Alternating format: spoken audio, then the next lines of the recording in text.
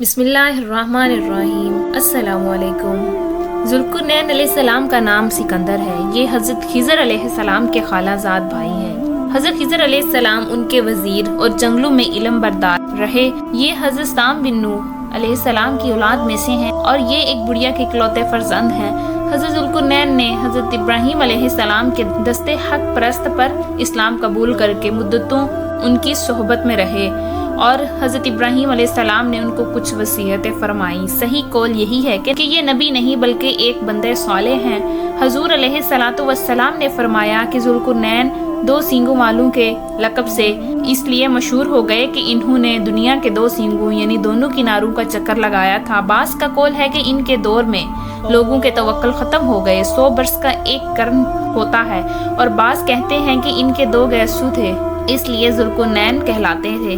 یہ بھی ایک قول ہے کہ ان کے تاج پر 2 سینگ بنے ہوئے تھے، اور بعض لوگوں نے یہ وجہ بتائی کہ ان کے ماں باپ شریف زادے تھے اس لیے لوگ ان کو ذوالقرنین کہنے لگے۔ اللہ تعالیٰ نے ان کو تمام روئے زمین کی بادشاہی عطا فرمائی تھی۔ دنیا میں کل 4 بادشاہ ایسے گزرے ہیں جن کو پوری زمین کی پوری بادشاہی ملی۔ ان میں سے 2 مؤمنین تھے، 2 کافر تھے۔ مؤمنین حضرت سلیمان علیہ السلام اور ذوالقرنین ہیں، جبکہ کافر بخت نصر اور دوسرا نمرود، اور تمام روئے زمین کے 5ویں بادشاہ اس امت میں آنے والے ہیں جن کا اسم گرامی حضرت امام مہدی علیہ السلام ہے۔ قرآن مجید میں حضرت ذوالقرنین علیہ السلام کے 3 سفروں کا حال بیان ہوا ہے جو سورۃ کہف میں ہے۔ ہم قرآن مجید ہی سے ہیں۔ ان تینوں سفروں کا حال اس ویڈیو میں بیان کرنے جا رہے ہیں جن کی روادات بہت ہی عجیب اور عبرت خیز ہے۔ حضرت ذوالقرنین نے پرانی کتابوں میں پڑھا تھا کہ سام بن نوح علیہ السلام کی اولاد میں سے ایک شخص آب حیات کے چشمے سے پانی پی لے گا تو اس کو موت نہیں آئے گی، اس لیے حضرت ذوالقرنین نے مغرب کا سفر کیا۔ آپ کے ساتھ حضرت خضر علیہ السلام بھی تھے۔ وہ تو آب حیات کے چشمے پر پہنچ گئے، اس کا پانی پی لیا، مگر حضرت ذوالقرنین کے مقدر میں نہیں تھا، وہ محروم رہ گئے۔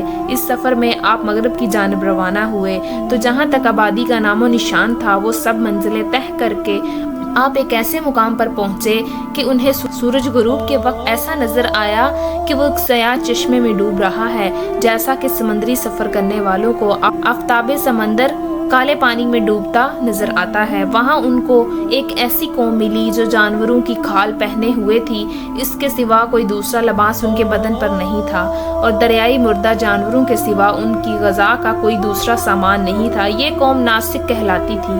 حضرت ذوالقرنین نے دیکھا کہ ان کے لشکر بے شمار ہیں اور یہ لوگ بہت ہی طاقتور اور جنگجو ہیں، تو حضرت ذوالقرنین نے فوجوں کا گہرا ڈال کر ان لوگوں کو بے بس کر دیا۔ چنانچہ کچھ تو بائیوان ہو گئے اور کچھ آپ کے فوجوں کے ہاتھوں مقتول ہو گئے۔ ذوالقرنین کا دوسرا سفر پھر آپ نے مشرق کا سفر فرمایا، یہاں تک کہ جب سورج طلوع ہونے کی جگہ پہنچے تھے، دیکھا وہاں ایک ایسی قوم ہے جس کے پاس کوئی عمارت اور کوئی مکان نہیں۔ ان کا یہ حال تھا کہ سورج طلوع ہونے کے وقت یہ لوگ زمین کے غاروں میں چھپ جاتے اور سورج ڈھل جانے کے بعد غاروں سے نکل کر اپنی روزی روٹی کی تلاش میں لگ جاتے۔ یہ لوگ قوم منسک کہلاتے تھے۔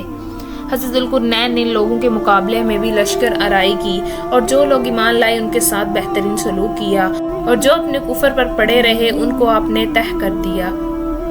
حضرت ذوالقرنین کا تیسرا سفر پھر آپ نے شمال کی جانب سفر کیا، یہاں تک کہ صدیے یعنی 2 پہاڑوں کے درمیان میں پہنچے تو وہاں کی آبادی عجیب و غریب زبان کی تھی۔ ان لوگوں کے ساتھ اشاروں سے ہم شکل بات چیت کی جا سکتی تھی۔ ان لوگوں نے حضرت ذوالقرنین سے یاجوج ماجوج کے مظالم کی شکایت کی اور آپ کی مدد کے طالب ہوئے۔ یاجوج ماجوج سام بن نوح علیہ السلام کی اولاد میں سے ایک فسادی گروہ ہے اور ان لوگوں کی تعداد بہت ہی زیادہ ہے۔ یاجوج ماجوج بلا کے جنگجو، خونخوار اور بالکل وحشی اور جنگلی جو بالکل جانوروں کی طرح رہتے ہیں۔ کسی زمانے میں یہ لوگ اپنے غاروں سے نکل کر تمام کھیتیاں اور سبزیاں کھا جاتے تھے اور خوش قسم کو لاد کر لے جاتے تھے۔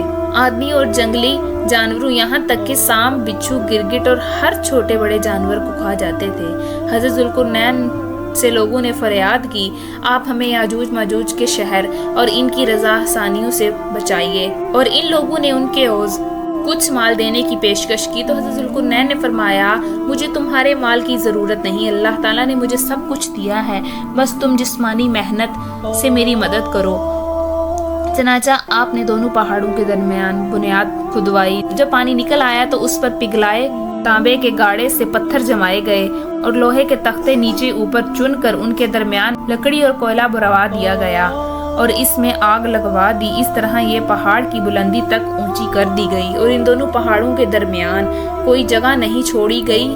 फिर पिघला हुआ तांबा दीवार में पिघला दिया गया जो सब मिलकर बहुत ही मजबूत और नहायत मुस्तकिम दीवार बन गई। हदीस शरीफ में है कि याजूज माजूज रोजाना उस दीवार को तोड़ते हैं और फिर जब मेहनत करते करते इसको तोड़ने के करीब हो जाते हैं तो उनमें से कोई कहता है कि अब चलो बाकी कल तोड़ेंगे। दूसरे दिन जब वो लोग आते हैं तो खुदा के हुक्म से वो दीवार पहले से भी ज्यादा मजबूत हो जाती है। जब उस दीवार के टूटने का वक्त करीब आएगा तो उनमें से कोई कहेगा अब चलो इंशाअल्लाह कल इस दीवार को तोड़ेंगे। उन लोगों के इंशाअल्लाह कहने की बरकत और इस कलमे का सरमाया ये होगा कि ये दूसरे दिन दीवार टूट जाएगी। ये क़यामत के करीब होने का वक्त होगा। दीवार टूटने के बाद याजूज माजूज निकल पड़ेंगे और ज़मीन में हर तरफ फितना और फसाद कत्ल व गारत शुरू कर देंगे।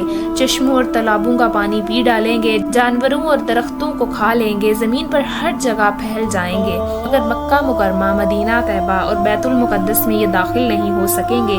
उसके बाद हज़रत ईसा अलैहिस्सलाम की दुआ से इन लोगों की गर्दनों में कीड़े पड़ जाएंगे और ये सब हलाक हो जाएंगे। कुरान मजीद में है कि यहाँ तक के खोले जाएंगे याजूज मजूज तो वो हर बुलंदी से ढलते होंगे। मोहतरम नाज़रीन, मैं उम्मीद करती हूँ कि वीडियो आपको पसंद आई होगी। अगर वीडियो पसंद आई है तो वीडियो को लाइक कीजिए और इस तरह की मज़ीद वीडियोस देखने के लिए हमारा चैनल सब्सक्राइब कीजिए।